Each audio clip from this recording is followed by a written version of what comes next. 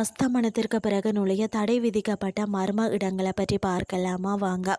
இந்தியாவில் உள்ள திகழ் ஊட்டும் அமானுஷ்ய இடங்களை பற்றி பார்க்கலாம். பங்கார் கோட்டைன்னு சொல்லக்கூடியது ஃபர்ஸ்ட் பார்த்தீங்கன்னா இது ராஜஸ்தானில் உள்ளதா தொல்லியல் துறையால் பராமரிக்கப்பட்டு வருகிறது. சூரிய அஸ்தமனத்துக்கு பிறகு யாருமே உள்ள அனுமதி இல்லையா, தடை செய்யப்பட்ட பகுதியாக தான் இருக்கிறது. இந்தியாவில் மிகவும் அதிக அளவில் பேய் நடமாடும் இடமாகவும் கூறப்படுகிறது.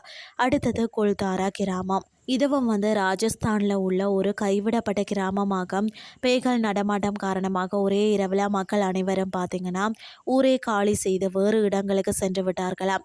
அன்றில் இருந்து இன்று வரை இந்த பகுதி முழுவதும் பேய் நடமாடும் ஒரு பகுதியாக அழைக்கப்படுகிறதாம். அடுத்தது பார்த்திங்கன்னா டுமாஸ் கடற்கரை, குஜராத். இங்குள்ள கடற்கரை முழுவதும் கருப்பு மணலால் சூழ்ந்த பகுதியாகவும் இரவு நேரத்தில் விசித்திரமான சத்தங்கள், அழுக்குரல்கள் கேட்குமாம். இங்கு இரவில் தங்குவதை தவிர்க்கணும் அப்படின்னு சொல்லியும் இரவில் தடை செய்யப்பட்ட ஒரு பகுதியாக அறிவிக்கப்பட்டுள்ளதா. அடுத்தது சனிவார் வாடா கோட்டை, புனே. இந்த பகுதியை முன்னர் ஆண்டு அதாவது இளம் இளவரசர் பேய் பௌர்ணமி இரவுகளில் அலறுவதாகவும் கூறப்படுகிறது. இதனால் இந்த கோட்டைக்கும் மக்கள் செல்ல அச்சப்படுவார்கள். அடுத்தது லோதியின் கல்லறை, டெல்லி.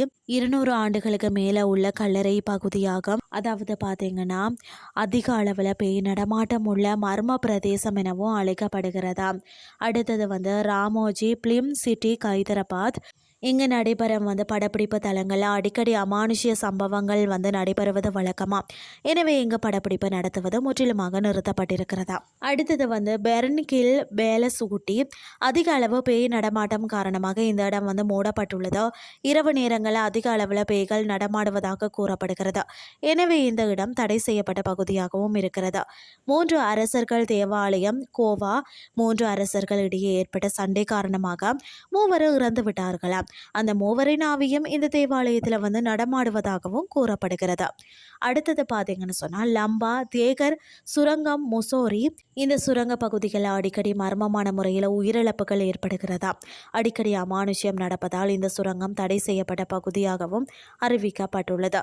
தனுஷ்கோடி, தமிழ்நாடு. தனுஷ்கோடி ராமாயணத்தோடு தொடர்புடையது. புயல் காரணமாக எண்ணற்ற உயிரிழப்பு ஏற்பட்டதா. பகலில் மட்டும் சுற்றி பார்க்க அனுமதி இருக்கிறதா. இரவில் யாருமே தங்குவதில்லை. இரவில் பல அமானுஷ்ய அனுபவங்கள் நடப்பதாக கூறப்படுகிறது. எனவே இரவு நேரம் தடை செய்யப்பட்டுள்ளது. அடுத்தது பார்த்தீங்கன்னா லக்பத், குஜராத்.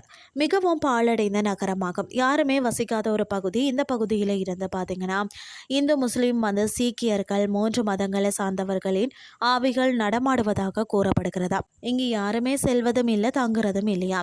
இந்த 21ஆம் நூற்றாண்டிலேயும் இது போன்ற நம்பிக்கை இருப்பது ஆச்சரியத்தை ஏற்படுத்துகிறது.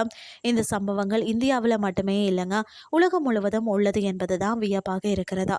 இன்றைய கிறிஸ்டி உங்களுக்கும் பிரயோசனமாக அமைஞ்சிருக்கும்னு சொல்லி நானும் நம்புகிறேன். இதே மாதிரி மற்றும் ஒரு கிறிஸ்டின் வேலை உங்களை சந்திக்கிறேன். நன்றி.